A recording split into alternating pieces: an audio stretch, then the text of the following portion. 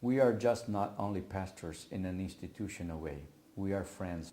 We have the completely freedom to share the problems that we are facing. We are praying for one another. And I am playing a role more or less as a coordinator, but also as a pastor of pastors. And some problems that they are facing in family, my wife can help them. And also they can help me when I am facing some problems. We are a very close group in friendship, in communion, in freedom to share one another. And we are supporting one another. But also when we do need somebody outside, we do not have fear. And all of us, we are encouraged to have someone else that we can go and to ask them some advice and some counsel. Like me, I had some need a couple of months ago, and I have a very good friend who is a Catholic priest, and then I went to him. Okay? And all of us, we are encouraged to do this. The second point is that since the 1990s, more or less, I am saying that the pastor in a full time and full paid by the church is a kind of an extinction specimen. I can see that in a long term that churches will be able to pay full pastors and fully paid by the church. And this is so because the cost of being church is raising up.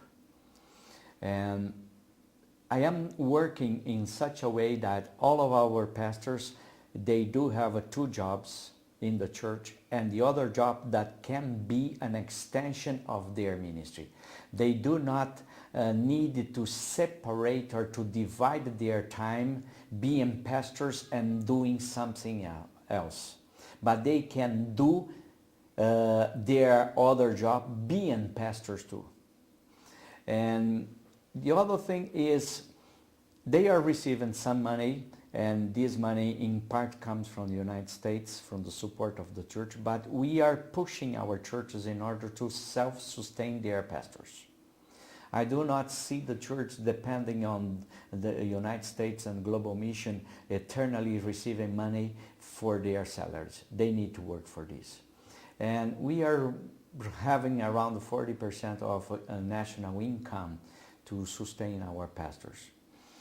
The other thing that I believe that must be said here is that since the very beginning, when in 2001, we are changing dollar for $1, we change for 350 reals. 10 years later, we are changing $1 for 150, less than 50%. And then the external support is coming down, is decreasing, and the salary of the pastors are decreasing too. And not only that they are getting much less than they were getting at the beginning, okay, but also we are pushing the churches in order to sustain in this level that we can pay them now. In certain way, they are receiving more or less 30-40% of the other pastors in the historical church are receiving for the same job. We are investing in our ministries.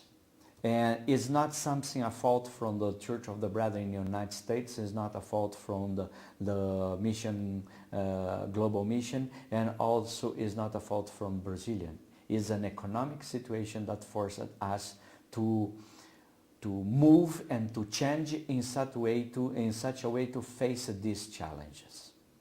And we are doing our best on this. I am not sure that we have all the time, we have the wisdom to decide, but we try to decide it in the best of our knowledge, in the best of the understand that the group had at that time. One of these points is that a certain moment we decided not to spend money with renting anymore, and we certainly we were forced to turn back to the beginning of the Anabaptism, just have a meeting homes. Okay, we are meeting at the church members' homes and avoiding to spend money with renting and other stuffs. Well, there are some people that they need to have a more formal worship with some preaching. And because we are having meeting homes, we are more informal. It's almost impossible to do a formal worship in a home. Okay? And some of them, they are feeling that we need more or some. And we are trying to provide it, having all the groups together once or twice a year in order to get them to see that we are bigger than small groups and to share. The second point is that people, at the same time that they are seeing that they need to contribute, because we are not having that much of expanding with renting, they feel that they are in certain way released of tithing. It's crazy, but we do not have the challenge now to pay every month that renting.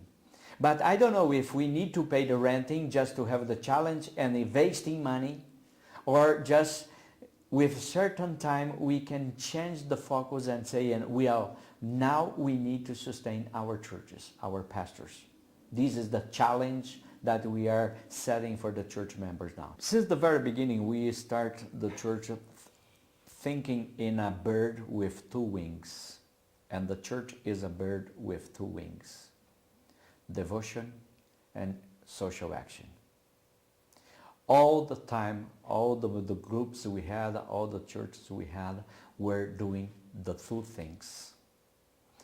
And in certain way too, all our pastors were influenced by the liberation theology that do an option for the poor.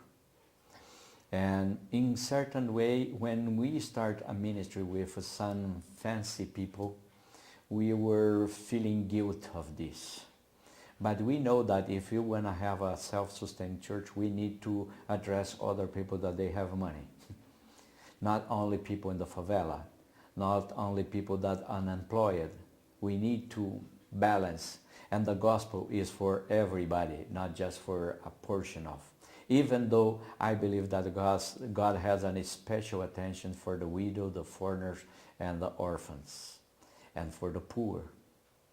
And this is why we are ministering for the poor in a very gracious way, not expecting something back. But also we are ministering for people that they can support. Not only the church, but the church ministry. And this is one of the things that we are stressing. When you give to the church, you are not sustaining administration, institution. You are supporting the ministry that we are doing for the poor. But on the other side, to minister to the poor is not just giving things. It's true that sometimes we carry clothes there, we carry toys, and we give them some food basket. But more than this, we spend much more time teaching them to be related to one another, to have their houses cleaned, to teach them how to preserve their health and to care about their health. Calling them their attentions for smoking, for drinking. It's that such amount of needs that they do have there that we are spending 80% of the time teaching them basic things rather than giving things. Okay? Is a time of counseling, is a time of one-on-one, is a time of going there, being called to go there anytime because they are fighting, go there and talk and put together again, and this kind of thing. We had a teenager pregnant there, helping them to go to the doctor and to do the appointments and all these kind of things. How to raise their kids, how to care their kids. This is what we are doing there. Then the ministry to the poor is not giving things, it's teaching. Teaching basic values for their lives, trying to improve the way that they are related to one another.